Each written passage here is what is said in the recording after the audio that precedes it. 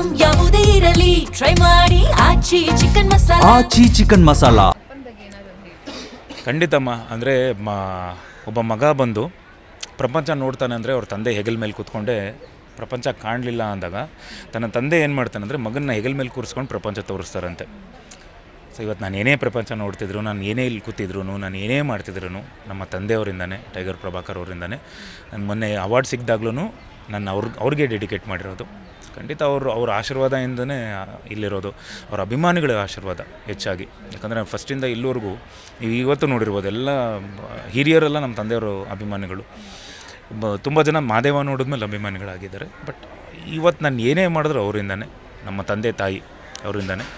ಖಂಡಿತ ಅವರ ಒಂದು ಸ್ಥಾನದಲ್ಲಿ ಅಭಿಮಾನಿ ದೇವರುಗಳು ಬಂದು ನಮ್ಗೆ ಆಶೀರ್ವಾದ ಮಾಡ್ತಾರೆ ಅಂತ ನಂಬಿದ್ದೀನಿ.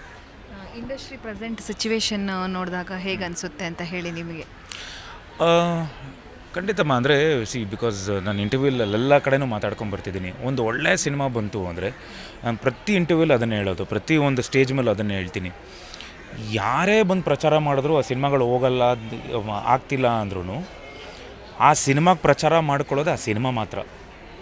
ಫಸ್ಟ್ ಡೇ ಫ್ರೈಡೇ, ಓಕೆನಾ, ಸ್ಯಾಟರ್ಡೇ ಆದಮೇಲೆ ಸಂಡೇಯಿಂದ ಆ ಮೌತ್ ಪಬ್ಲಿಸಿಟಿ ಏನು ಈ ಸಿನಿಮಾ ಚೆನ್ನಾಗಿದೆ ಅಂದರೆ ಖಂಡಿತ ಜನ ಬಂದು ಥಿಯೇಟ್ರಿಗೆ ಬಂದು ನೋಡ್ತಾರೆ.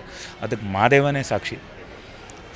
ಎಷ್ಟೊಂದು ಥಿಯೇಟ್ರ್ಗಳಲ್ಲಿ ನನಗೆ ಕಾಲ್ ಮಾಡಿ, ಸರ್ ಖಾಲಿ ಇತ್ತು ಥಿಯೇಟ್ರು, ಆಮೇಲೆ ಮುಚ್ತಾ ಇದ್ವಿ, ನಿಮ್ಮ ಸಿನಿಮಾನೇ ಬರ್ತಿದೆ, ಆಮೇಲೆ ಜನ ಇಷ್ಟಪಟ್ಟು ಬರ್ತಿದ್ದಾರೆ ಅಂತ. ಯಾಕಂದರೆ ಎಕ್ಸಾಂಪಲ್ ತುಂಬ ಇದೆ ನನ್ನ ಹತ್ರ.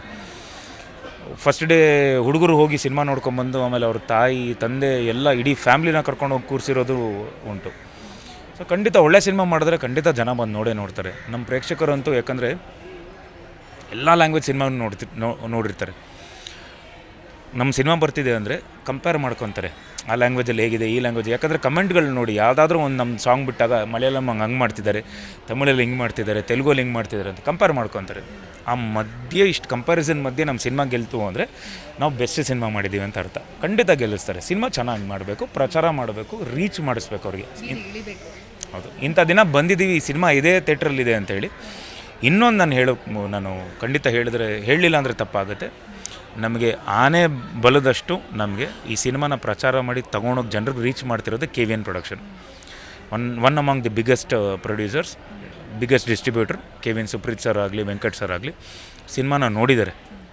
ಸಿನಿಮಾ ನೋಡಿ ಇಷ್ಟಪಟ್ಟು ಇಲ್ಲ ಸರಿ ಆಯಿತು ನಾವು ಮಾಡ್ತೀವಿ ಅಂತ ಅವ್ರು ಮುಂದಕ್ಕೆ ಬಂದರು. ಆ್ಯಕ್ಚುಲಿ ಮಾದೇವನೂ ಅವರೇ ಮಾಡಬೇಕಾಗಿತ್ತು, ಯಾವುದೋ ಒಂದು ಸಣ್ಣ ಒಂದು ಪ್ರಾಬ್ಲಮ್ಗಳೆಲ್ಲ ಆಗಲಿಲ್ಲ.